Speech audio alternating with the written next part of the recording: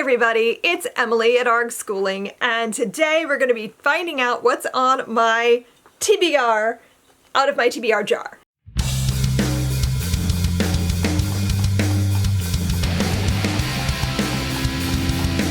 So I didn't do my TBR jar in March because it was March Through History. I knew that that was going to be like my goal over the month, was reading lots of historical fiction. But we're back to April. I will say a caveat. I have a stupidly big stack of books that I'm working through for level 10, the level 10 update. I don't know how much of this is going to happen, but I did still want to try. So let's just see what prompt I pull and we'll go from there. Like, I'm going to pick two of these again. Like, that's kind of like how I've been doing this, is I pick two. I make two choices and I can decide like which one I'm leaning towards. So the first one I pulled out. Let's see what it is. Oh, there's a lot on the card, so that's already got me a little bit anxious. Ooh. The first one I pull out is High Stakes Heists. So there's actually not as many on the card as I thought there was. That's a good one. I've been really in the mood to do some of those. And I pulled vampires again. Honestly, between these two, I'm putting vampires back in because I think I'd rather... I was really hoping to pull horror, if I'm being honest. But heists could be fun. That would be a nice like mix too between the... Because I'm reading... The bulk of the books that I'm reading for the level 10 update are very like mythology based, so lots of like history, historical things, biology. There's a lot of stuff for that, nature focus, biology focus. So like it'll be nice to have something different. Although I don't know, we'll see what I have. Like I have some options here. So let me go figure that out. Okay, I'm back. I have gone through my books and I've pulled some things. I'm trying to be realistic here. So I'm going to go through the books that I picked for this specific TBR, my heist books. So the first book I have is Anxious People by Frederick Bachman. I've been wanting to read something by this author for ages. This book has been recommended to me several times, so I've had it on my shelf.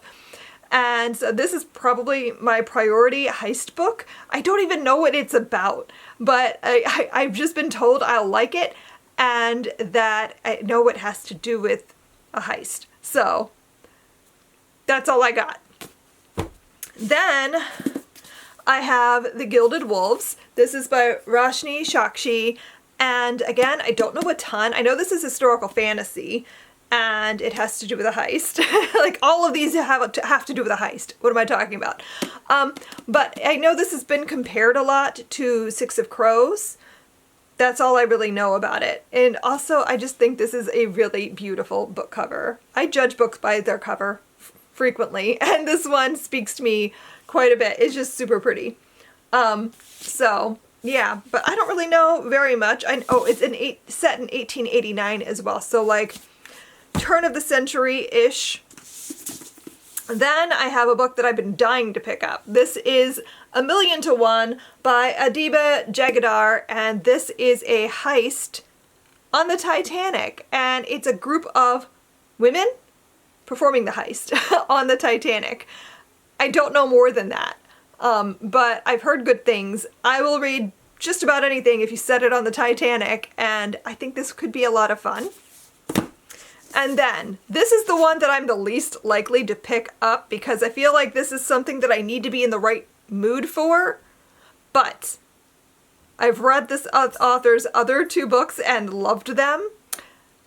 And I just haven't gotten to this yet. And that is Artemis by Andy Weir. I've heard this is not as good as his other two books. I guess I'll be the judge of that. My son Riley read it years ago and has been like, why haven't you read it, Mother? So I'm going to try to make it happen, but I have a lot of other things going on this month, so I feel like this is the one that's the most likely to just not happen.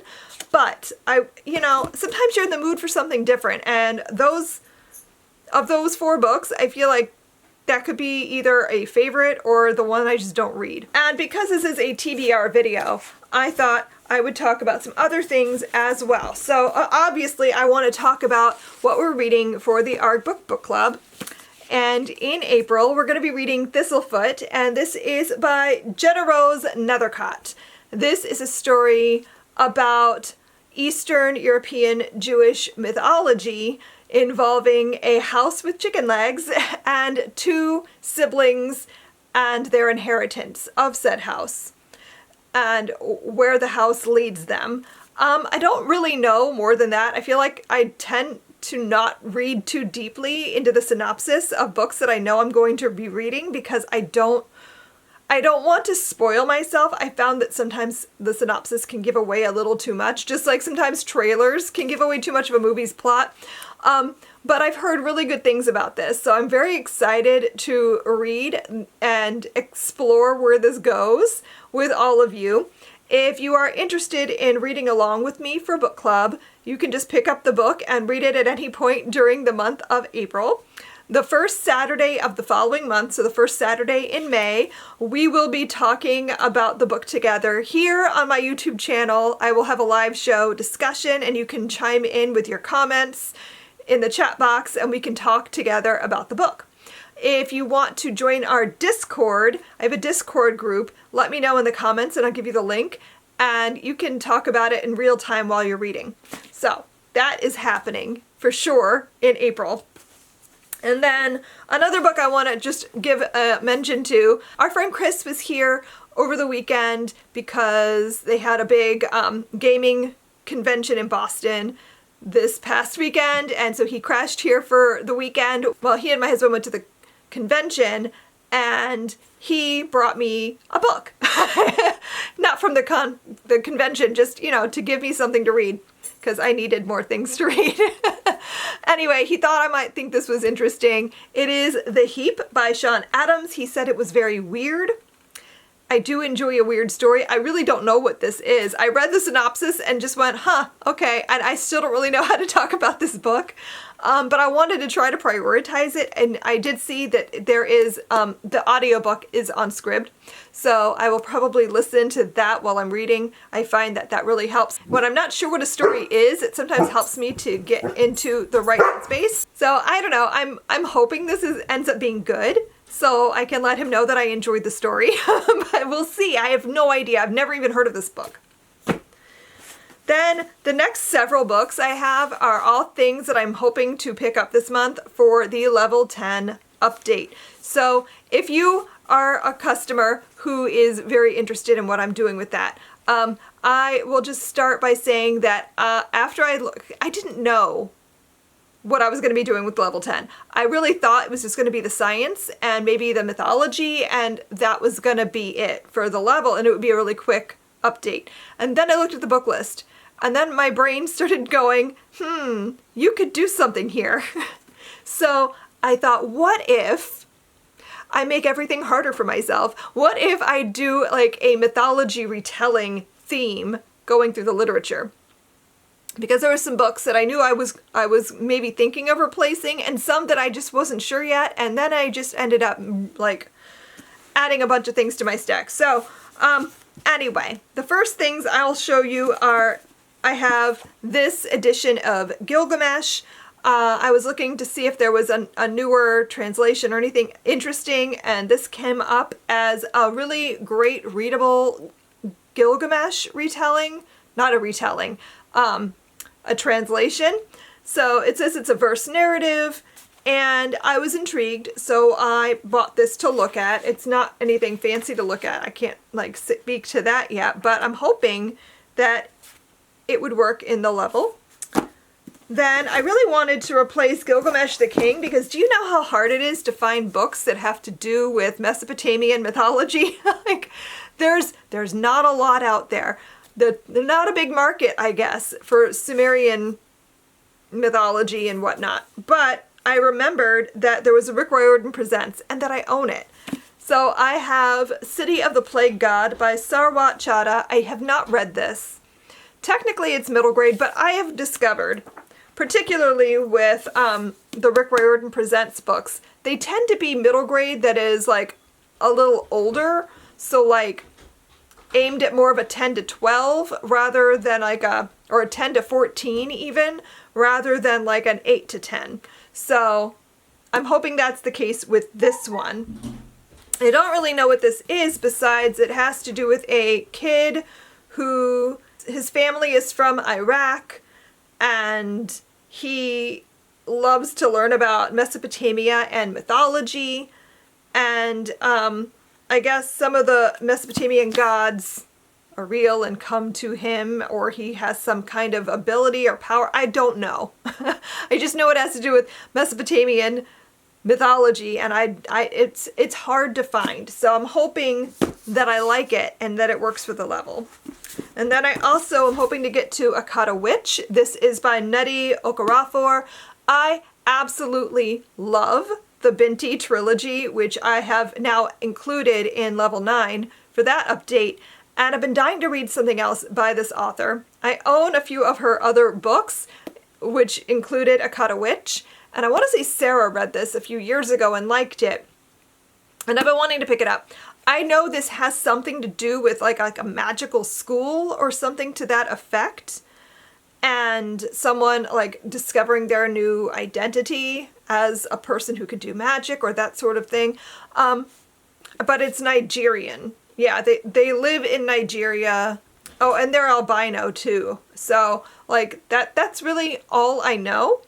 But I've been like just dying to read this. Her writing is just stunning. It's beautiful.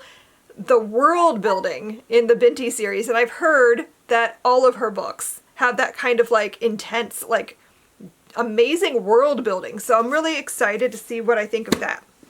Then I was planning on redoing the world religions and mythology in the level. So I had these two books on my shelf, which I'd planned on using for this. This one is 1,000 Beginnings and Endings by Ellen O. And this is 16 retellings of Asian myths and legends. So from all over Asia, I believe. And lots of different authors. Some I've heard of, some I haven't.